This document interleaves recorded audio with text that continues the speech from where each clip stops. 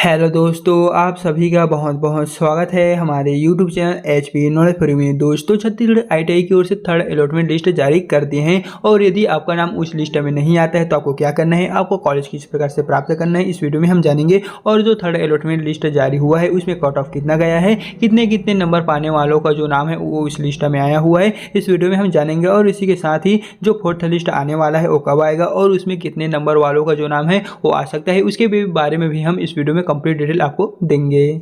तो चलिए friends, video में आगे बढ़ने से पहले हम आपको बता देते हैं जो कॉलेज होते हैं उसमें सीटों का जो आवंटन होता है, रिजर्वेशन होता है, वो किस प्रकार से डिवाइड किए हुए हैं। तो दोस्तों, आपको इस नोटिफिकेशन में देखने को मिलने वाले हैं जहां पर है एससी। अगर आप एससी कैटेगरी से बिलोंग करते हैं तो जो कॉलेज में एससी कैटेगरी वालों के लिए सीट होता है वो यहाँ पर सिर्फ 32% ही रखा जाता है और एसटी कैटेगरी वालों के लिए 12% यहाँ पर सिर्फ वहाँ पर रखे जाते हैं और ओबीसी वालों के लिए सिर्फ 14% जो सीट है वो आरक्षित किए जाते हैं और वोमेन के लिए यहाँ पर 30% जो सीट है वो यहाँ पर एससी एसटी ओबीसी के अलावा वोमेन के लिए 30% सीट अलग से वहाँ पर उनको दिए जाते हैं। फिर पीडब्ल्यूडी वालों के लिए यहाँ पर 3% जो सीट है वो आरक्षण किए जाते हैं। उसके पश्चात है एंड फ्रीडम फाइटर के बच्चों के लिए, यानी कि स्वतंत्र सेनानी जो होते हैं उनके बच्चों के लिए 3% सीट अलग से दिए जाते हैं। एक्स सर्विस वुमेन के लिए 3% सीट रहते हैं और डिपार्टमेंट के लिए जो वहाँ पर गवर्नमेंट स्टाफ रहते हैं उनके लिए अलग से 5% जो है वो डिवाइडेड किए होते हैं। तो दोस्तों, इस तरह आपको यहाँ पर देखने को मिल गया होगा कि जो सीटों का कैलकुलेशन होते हैं,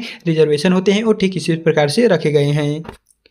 तो चलिए अब हम आपको बताते हैं कि अगर आपका नाम तीसरा लिस्ट में नहीं आया है तो आपको क्या करना है, आपको किस प्रकार से प्राप्त करना है। तो दोस्तों, बता दें यहाँ पर जो हमने कॉलेज में सीटों का आवंटन है उसके बारे में बता दिए हैं। एंड अब बारी आती है कि जो कॉलेज है वहाँ पर थर्ड लिस्ट में नाम नहीं आता है तो आपको सिंपली फोर्थ लिस्ट का वेट करना है, क्योंकि जो थर्ड लिस्ट है उसका कट ऑफ भी बहुत ही ज़्यादा गया हुआ है। सिर्फ कोरोना में जितने नंबर पाए हुए हैं, जितने भी अभ्यर्थी जो है वो पाए हुए हैं, उन्हीं का जो नाम है वो आया हुआ है, क्योंकि उनका जो नंबर है वो जो स्टूडेंट है उनके मुकाबले ज़्यादा है, तो सिर्फ उन्हीं का नाम जो है वो थर्ड अलॉटमेंट लिस्ट में जारी हुए हैं। एंड बात आती है फोर्थ लिस्ट में किनका नाम आएगा, तो फोर्थ लिस्ट में बहुत ही कम स्टूडेंट का नाम आएगा, क्योंकि फर्स्ट, सेकंड और थर्ड इन तीनों जो अलॉटमेंट लिस्ट जारी हुआ है उसमें जो सीट है कॉलेज का वो आधा से ज़्यादा जो है वो भर चुके हैं। सिर्फ बचा होगा तो कुछ ही बचा होगा जो थर्ड अलॉटमेंट लिस्ट में जितने भी अभ्यर्थियों का नाम आया हुआ है वे अगर एडमिशन के लिए नहीं जाते हैं तो सिर्फ उनका ही जो सीट होता है वो बचेगा और बाकी जो है वो 5 से 10%